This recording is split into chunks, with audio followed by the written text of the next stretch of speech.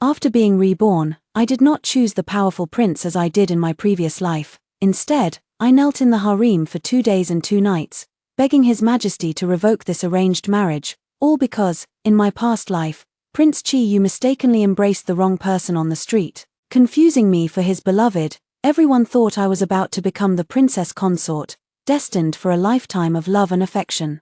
But only I knew that Qiyu had long been secretly preparing a death sentence tailored just for me. In this life, I refused to let him twist right and wrong again, staining the underworld with my blood, so I turned and said to the Empress, "Aunt, I wish to fulfill the marriage alliance with the Hu family of the Northwest." Hello, everyone, welcome to my channel. Subscribe us to read wonderful stories every day. Now the story begins. After kneeling for 2 days and 2 nights, I was carried into the palace hall. The Empress spoke with a weary expression.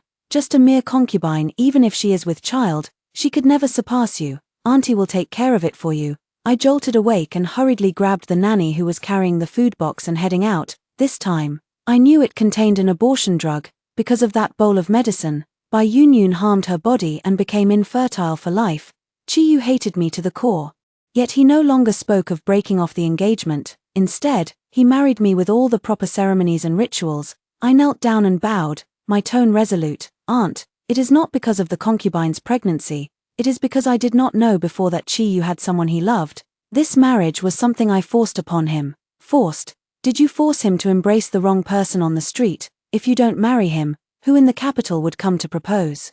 Do you want to spend the rest of your life in solitude with a dim lamp and Buddhist scriptures?" I lowered my gaze. While my father was still alive, he arranged a verbal engagement for me. The queen was even more enraged upon hearing this, but before she could speak, a palace attendant announced the arrival of the Prince of Ning. I felt the chill in his eyes and was taken aback. This had not happened in my previous life. "Mother, Xianxia attempted to poison the royal heir. I cannot rest easy marrying such a venomous woman. I implore you, mother, to revoke the decree." Qiyu had always been certain that the idea of that bowl of abortion medicine was mine. "I have yet to report this matter to His Majesty. I implore you, Mother Empress, to grant the annulment of the engagement and allow Miss Ju to return to my residence with me, to kowtow and apologize to Lady Bai. Let this matter be put to rest." His tone was icy, each word a threat. He no longer seemed like a prince still biding his time, but more like the decisive and unyielding Prince Ning he would later become. The queen's face darkened as she forced a smile. "Where did you get this news? Insu has been in my palace all along. How could she possibly do something as heinous as harming the royal heir?" He didn't know that I had already intercepted the abortion drug. He insisted on summoning the servants from the estate, only to be told that Bai Yunyun was perfectly fine. He glanced at me subtly, the confusion on his face quickly turning into understanding. When he spoke again, he no longer brought up the matter. "As long as the marriage contract stands, if anything happens to the Bai family or the child in her womb, I will be the first to suspect you, Miss Ju." I bit my lower lip hard, pleadingly looking at my aunt and shaking my head gently. The Empress rubbed her temples and waved her hand, saying, "You may leave for now.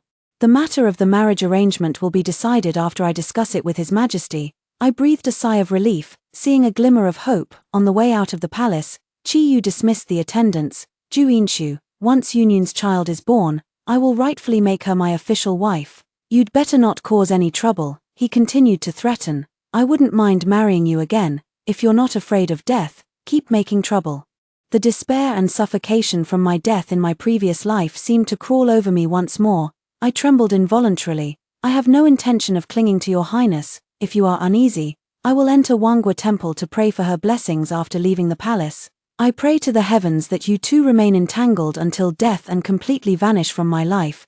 Qiyu curled his lips in satisfaction. "We'll talk about blessings later. For now, you'll come back to the manor with me and apologize to Yunyun." I looked up in shock. Whether in the past or now, I've never done anything to harm her. Why should I apologize? Yunyun knelt to greet you every day, and on holidays she had to perform full kowtows. She spent a lifetime kneeling to you. Now it's only fair that you kneel in apology for your own malice. Ha, was she kneeling to me? She was kneeling out of her own guilty conscience. He could see my reluctance and ordered someone to forcibly restrain me. Just outside the palace gate, Bai Yunyun stood anxiously by the carriage. Looking around, Qiyu strode forward, embraced her, and his trembling hands covered her slightly swollen belly, as if it were a treasure lost and found again. Bai Yunyun nestled happily in his arms, but upon seeing me, she struggled violently. "The future mistress is here. How dare I be so presumptuous? Your Highness, please let me go." I rolled my eyes. Such a scene was all too familiar and eye-rollingly tiresome. Qiyu finally remembered my presence beside them. "Yunyun, you don't have to fear her. In this lifetime, I will never give her another chance to hurt you." I let out a cold laugh, mocking his blindness and foolishness across 2 lifetimes. He seized me and kicked the back of my knee. My knees slammed heavily onto the bluestone pavement. I struggled. "Qiyu, I'm not wrong, it hurts." My knees, already sore from kneeling for 2 days, now ached as if they were broken. Cold sweat beaded on my forehead, and the corners of my eyes were red. Qiyu said coldly, "Apologize." I gritted my teeth, holding back my tears without uttering a word. Most of the palace servants around looked at me with contempt. Even the eunuchs who tried to run into the palace to report the news were all stopped by Qiyu's men. Passers-by at the palace gate were whispering and gossiping. It was just a few days ago that she threw herself at the prince in the street to marry him, truly shameless. Now she's getting her just desserts. I heard she's even the niece of a noble in the palace. How is such behavior any different from a prostitute? It's utterly disgraceful. She ought to be punished in a pig cage. In my past life, I had no way to refute these rumors, but now I insist on speaking up for myself. My voice strained from my throat, each word dripping with anguish. "Qiyu. It was you who mistook me and embraced me in the street, only to twist the truth afterward. Such a hypocrite." By Yunyun covered her mouth, retching, her eyes brimming with tears as she looked at Qiyu. "Your Highness, my stomach hurts so much." Qiyu's gaze was cold and sharp, looking at me as if he wanted to kill, and he ordered, "Gag her and take her back to the mansion." He held Bai Yunyun in his arms and went to the palace to seek the Imperial physician for her. I was taken to Qiyu's residence and casually thrown into a room where someone had died. The stench of decaying corpses wafted into my nostrils, and I vomited all over the floor in disgust. The sky was dim, and I fainted from hunger, only to wake up drenched in a splash of cold water. Qiyu pinched my face and said coldly, "Yunyun was so startled by you that she suffered a miscarriage. How can you still sleep peacefully? Do you know, I really wanted to cut your tongue off just now." He approached me with a dagger, the cold blade pressing against my face, making my hair stand on end.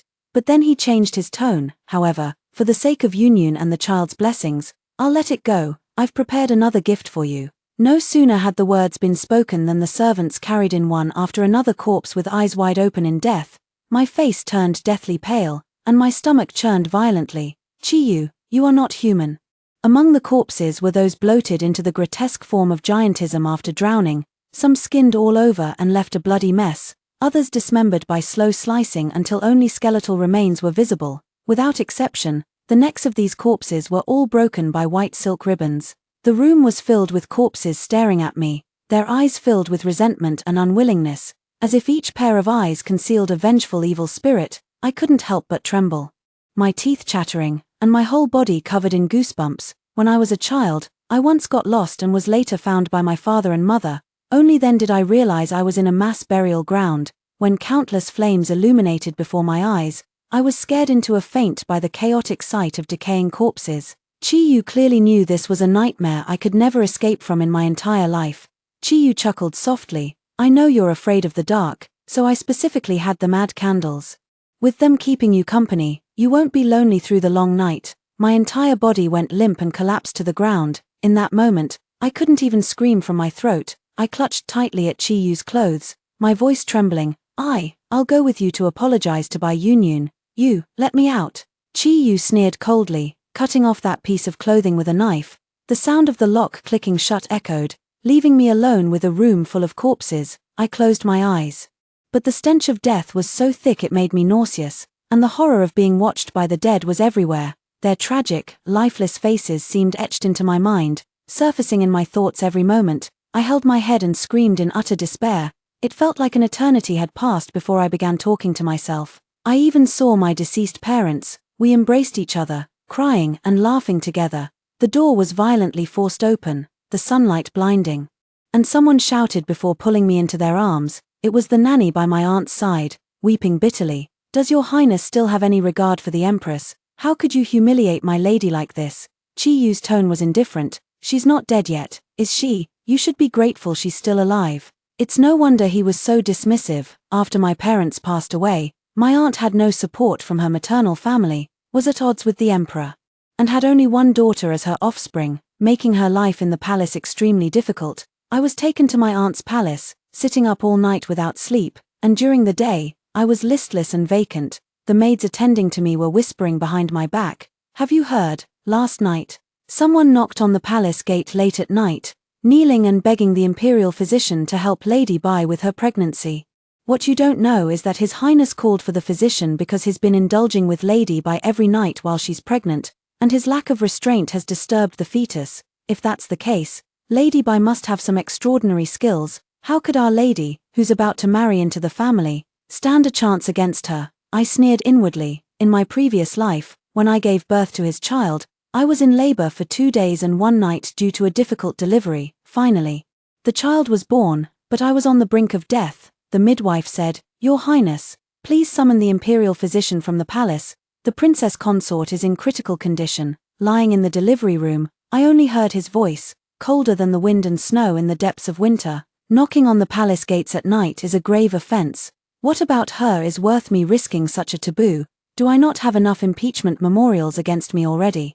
So it turns out he would break palace rules for someone, just not for me. Even if I were to die right before his eyes, perhaps out of sheer unwillingness to accept it, I stubbornly clung to life. But looking back now, it would have been better to die that day, at night. My aunt the Empress stroked my head and slowly explained to me, "Qiyu has angered His Majesty now. No one in the palace dares to mention a single word about him. In a few days, I will try again." I shook my head and made up my mind to ask, "Has there been any letter from the Hu family in the northwest?" "Aunt, please don't hide it from me. The Hu family was the one my father had arranged for me in a verbal engagement when I was young. Later, they were demoted to the borderlands after committing an offense. In my previous life, he sent a letter after hearing about my situation, saying that if I were willing to marry, he would surely come to wed me. My aunt disliked that family for their decline and never told me. In this life, he is my chance to break free from the mire." The Empress paused, her warm tears falling onto my face, one after another. It was scalding hot, each drop searing my heart. She held me tightly in her arms, squeezing until my bones ached. "My Xianxia was married off to Morbei for the sake of the Great Qi Alliance, and now you too must marry far away. Insu, I have already lost one daughter. I cannot bear to lose you as well." My heart twisted, and my lips trembled, unable to utter a word of refusal. Perhaps fearing my determination to marry far away, my aunt risked the Emperor's wrath the very next day by bringing up the matter of breaking off the engagement, unexpectedly. His Majesty promptly issued an edict to withdraw the marriage decree. I cried my heart out for a whole day, and my eyes regained their sparkle. My aunt immediately began arranging my marriage prospects, but every well-established family in the capital politely declined the matchmaking. The edict of annulment had just been issued when Qiyu couldn't wait to enter the palace. He knelt before the emperor, apologizing with a rod on his back, and pleaded for Bai Yunyun to be elevated to the main wife, all because the imperial physician said she was carrying twins. After all, this would be the emperor's first grandchildren. Considering this sentiment, the emperor granted her the title of consort. On the day Qiyu brought Bai Yunyun into the palace to express their gratitude, I collided with them in the corridor, and the portraits in my hands scattered all over the floor. These were all the young men from noble families that my aunt had selected for me. His usually calm eyes stirred with an inexplicable emotion as he kicked all the portraits into the lake. He gripped my wrist tightly, gritting his teeth. "Who allowed you to marry someone else? I only refused to make you my principal wife. I never said you couldn't be a concubine." I frowned, unable to believe what I was hearing. "Your Highness, please show some restraint. We have no relationship now." Bai Yunyun, hearing Qiyu's words, flashed a look of resentment in her eyes. She clutched her stomach and cried out in pain. "I don't know why, but every time I'm with Miss Ju, my stomach just doesn't feel right, Your Highness. Could it be that Miss Ju and these 2 children are incompatible?" Qiyu thought of the karmic debts from his past life, released his grip, and seemed somewhat convinced. "Let's wait until the child is safely born. I'll tell the families in the capital that you are the one I've chosen. They wouldn't dare to marry you anyway. In a few days, I'll come to take you to the Temple of All Nations to pray for the child's blessings." I scoffed. "Suit yourself. Anyway, the more I see these people, the less I want to marry. It wouldn't be a bad idea to just become a nun later." Overnight, the families who were once willing to consider a match all backed out, and my aunt was so worried that she grew a few more white hairs. In the end, She handed me a letter from the Hu family and a portrait. Auntie can't selfishly keep you tied down, no one can accompany another for a lifetime. The capital is too bitter, go out and see the world on my behalf. Tears smudged the ink on the letter. A mix of reluctance and hope. On the day I set out, Qiyu entered the palace to escort me to the Temple of All Nations. He looked at the dozen carts of belongings I had packed, his eyes blazing with anger, and kicked over a chest at his feet. Praying for blessings is not for pleasure. What this hall despises the most is your two-faced heart. The attending palace servants instantly dropped to their knees, for the jade comb bestowed by the emperor had been broken. I stepped forward to pick it up and calmly met his anger. This is a bridal gift bestowed by His Majesty. Destroying an imperial gift is a grave act of disrespect. Has your highness considered how you will atone for this offense? Qiyu's face changed abruptly, his eyes widening in shock. What dowry? Are you getting married? He felt as if something was slipping out of his control. That has nothing to do with your highness. Your highness should instead consider how to explain this to His Majesty. I met his cold, sharp gaze and said word by word, I beg your highness not to delay my auspicious hour for marriage. Ju Inshu, are you putting on a show for me? In your past life, you begged shamelessly to marry into this family, and now you throw a tantrum when offered the position of a concubine for a second chance. He spoke in a condescending tone. Once you bear a child, I might consider making you my secondary consort. I let out a cold laugh. Your highness, that day at the palace gate, I didn't finish my words. What I meant to say was, a hypocritical scoundrel like you in this lifetime. I would rather die than marry. His gaze cut through me like a knife. But I boarded the carriage without looking back. The hand he raised toward me was intercepted by the eunuch beside His Majesty. Your highness, His Majesty requests your presence.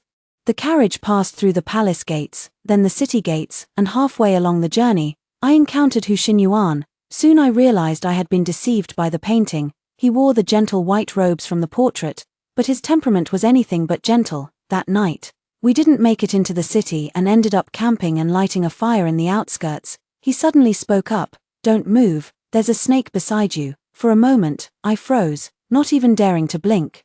Then came his burst of laughter. You forgot I just scattered a circle of realgar. The laughter stopped abruptly when it met my calm, unruffled eyes. Don't you want to hit me? I asked in confusion. Why should I hit you? I lied to you. Aren't you angry? Just a little. He shook his head and said, no, that's not right.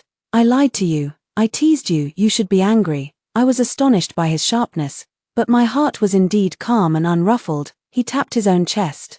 You should be sick here. I touched my beating heart and retorted, no, it's beating very strongly. He took the sachet from his waist and handed it to me. It's for sleep aid. I wouldn't want you to collapse from insomnia halfway through the journey. I caught the scent of herbs from the sachet, and my whole body relaxed, my heartbeat easing along with it. I heard his mother came from a family of physicians. I smiled and thanked him. Sorry for the trouble. Did I disturb you at night?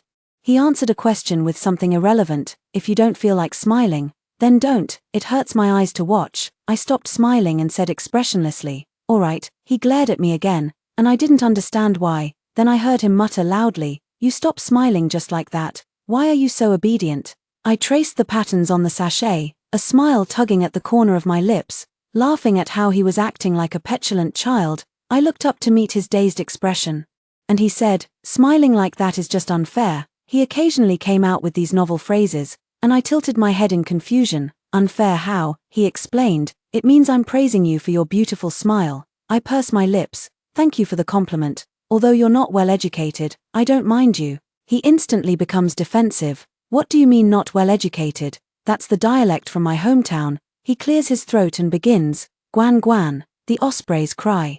Peach tree young and tender, to the south there are tall trees. That night, he recited dozens of love poems in one breath, and I closed my eyes, feeling very content. After I followed Hu Xinyuan to Yunju, I received a letter from my aunt. The letter said that Qiyu had been placed under house arrest by His Majesty for damaging an imperial gift. Yet he appeared on the day of my grand wedding with Hu Xinyuan. Qiyu stood by the window in dark robes, having watched me for who knows how long. He watched me trace my brows and redden my lips, realizing he had never seen how I looked on my wedding day. In our past life, on our wedding day, he was still drowning in the grief of losing our child and drank heavily. I woke up to find myself in Yunyun's room. The next day when we met again, I asked him with a smile, headache. Thinking he had seen through my underlying meaning, He sneered, Yunyun took good care of me. Don't even think of using this to make things difficult for her. My smile faded, and the light in my eyes dimmed bit by bit. The moment he turned around, he saw the hangover soup on the table still steaming. An accident left me pregnant. Bai Yunyun cried her heart out, and he vowed never to set foot in the main courtyard again. After I started showing, Bai Yunyun often thought of the child she had lost. Holding a pillow every day and calling it my baby, he stepped into my courtyard again. I set down the tiger head shoes in my hand, the winter boots I had specially prepared but hadn't yet given him, when I heard him say, "From now on, the consort shall remain in the courtyard and is not to leave without permission." But it wasn't enough. Yunyun said she wanted that child. For this, she attempted suicide 3 times. Chiyu, holding the blood-soaked Bai Yunyun in his arms, finally nodded in agreement to register my child under her name. He took it for granted that this was what Ju Inshu owed Yunyun, a debt to a child, and the position of a princess consort. He thought to himself, all the debts from the previous life had been repaid, and starting over in this life wouldn't be so bad. Thinking of all the heartfelt intentions that were betrayed in my past life, Chiyu's voice softened. Yin Shu, I've come to pick you up. Come back to the capital with me. My hand trembled so much I nearly messed up my eyeliner. Before I could speak, I heard Hu Xinyuan's voice. You've got some nerve, just showing up to snatch the bride. Does your father know about this? I sighed. The time hasn't even come yet. Why are you here so early? He hung the new sachet on my waist as if no one else was around. Afraid you might not sleep well. It's a newly blended calming incense. A loud crash came from the window. It was Chiyu punching the window frame. He cursed. Unfaithful, fickle and wanton. Ju Ishu, I'm giving you a chance, don't be ungrateful. Chiyu rushed over and punched him to the ground, raining blows down on him. You blind and heartless, two-timing scoundrel. A dog's mouth can't spit out ivory. Although there were many words I couldn't understand, it sounded like some really harsh insults. I widened my eyes and hurriedly stepped forward to pull him back, but deep down, I couldn't help feeling a sense of satisfaction and excitement. Chiyu shouted, I am the Imperial Prince. How dare you defy your superior? Watch out, or I'll have you killed. Hu Xinyuan targeted places where no marks would be left. You dare to defy the Emperor's orders, so my offense is just a drop in the bucket. As the auspicious moment was about to arrive, Hu Xinyuan finally stopped. Chiyu completely passed out, and he dragged the man away as if hauling a dead dog. Hu Xinyuan's peach blossom eyes blazed as he looked at me. Wait for me to come get you. I nodded heavily. Okay. A dense, tingling itch spread through my heart. Hu Xinyuan was different from all the men I had ever met, though I couldn't quite put my finger on how. He would carry me over the brazier, ignoring the matchmaker's warnings, and on our wedding night, he stopped what he was doing and turned to make a bed on the floor, all because he saw hesitation in my expression. That night was the first time I slept soundly after suffering from insomnia.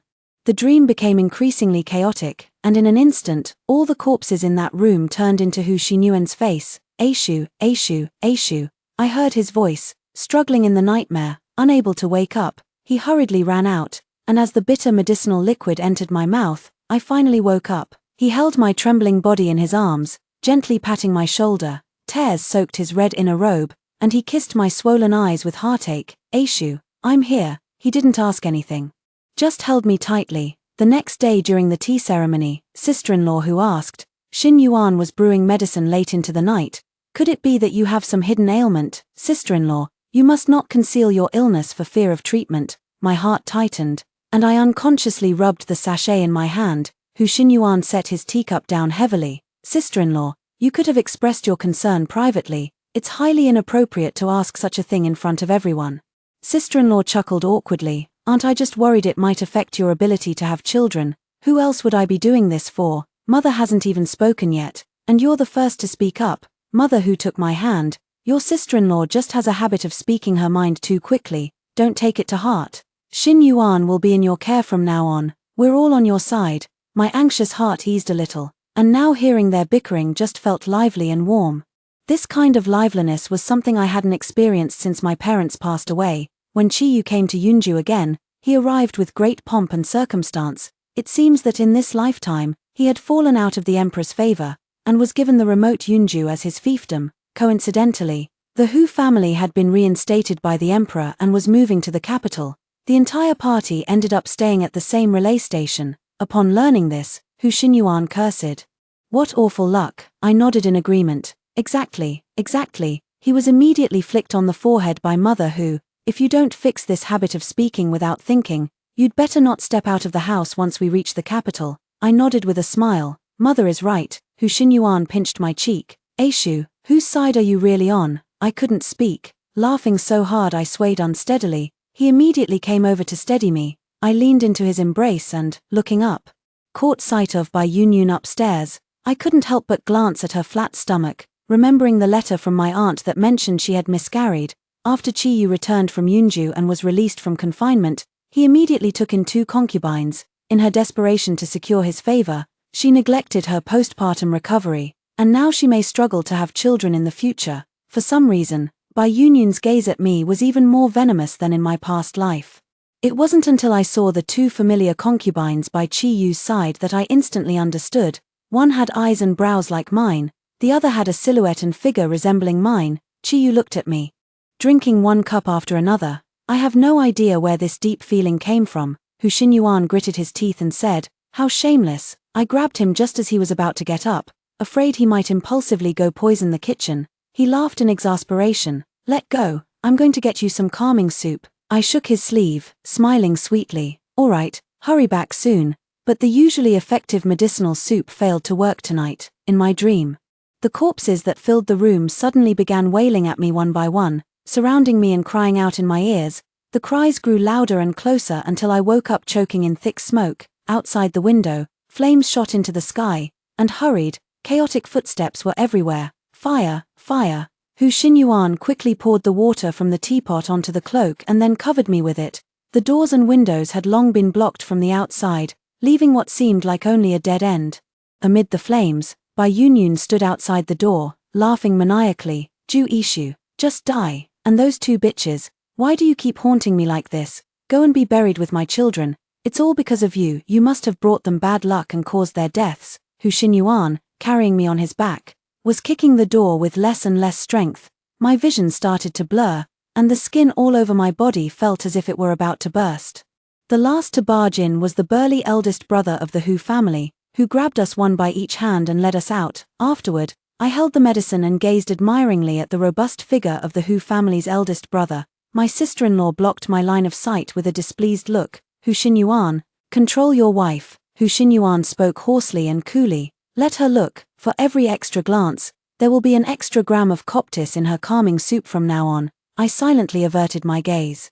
"What are you all thinking? I just wanted to thank Big Brother." After taking a sip of the medicinal soup in my hand, I strongly suspect that extra coptis has been added. The bitterness in my mouth brought tears to my eyes, and I spoke with a vengeful tone. "Our Xinyuan is still too thin and frail." Hu Xinyuan smirked coldly. Driven by the instinct to survive, I quickly added, "But our Xinyuan is highly skilled in medicine, saving lives and healing the wounded."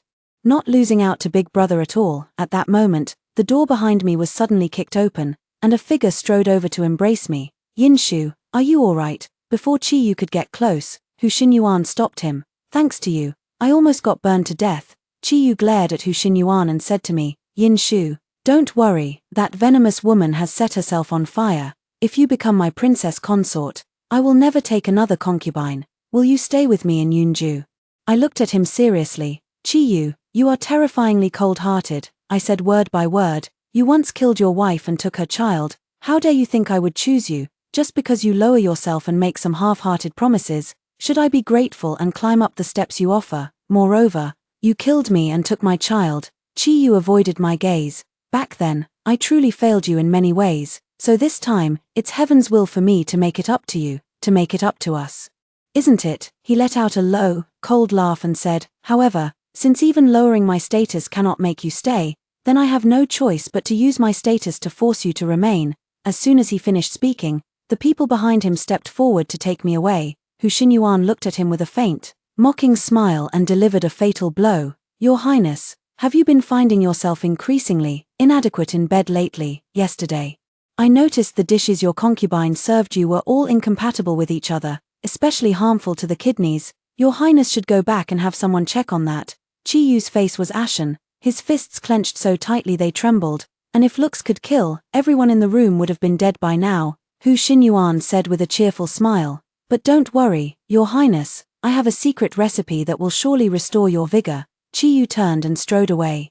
The force of his sleeve flicking as if he meant to strike someone dead. Hu Xinyuan looked at me, then pointed at my elder brother, who had been covering his ears the whole time, refusing to get involved in royal secrets. He asked calmly, "Who's better, this damn competitive spirit?" I controlled the upward curve of my lips. "Of course, our Xinyuan is the best." Hu Xinyuan raised his eyebrows smugly. After resting for a few days, just as we were about to set out, Qiyu's men stopped us.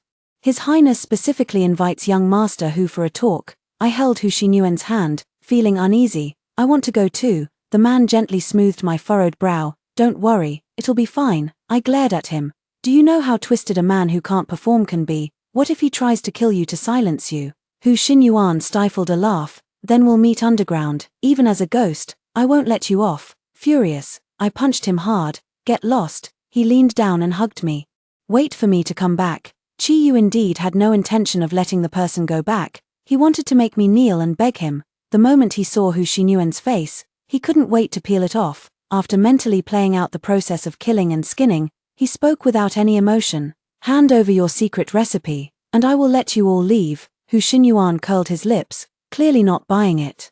But he still handed the prescription he had prepared long ago to the Imperial physician behind him for verification. The Imperial physician nodded and shook his head at the same time. "Your Highness, this prescription can provide temporary relief, but it can only alleviate the symptoms, not cure the root cause." Qiyu's voice was as cold as ice. How dare you deceive me?" Hu Xinyuan shook his head. "How would I dare deceive your Highness? This is only the first stage of the prescription. With a total of 4 courses of treatment." Qiyu narrowed his eyes dangerously. "You want me to let you leave?" "Naturally, at the end of each treatment, the new prescription will be delivered to your Highness on time." For a moment, no one spoke. Qiyu felt as if his words were spoken in a daze. "Fine, you may go. If you deceive me, you know the consequences." Hu Xinyuan shot an arrow toward his chest with a laugh. "In this life, I will never let Aishu face danger. Your Highness, rest assured."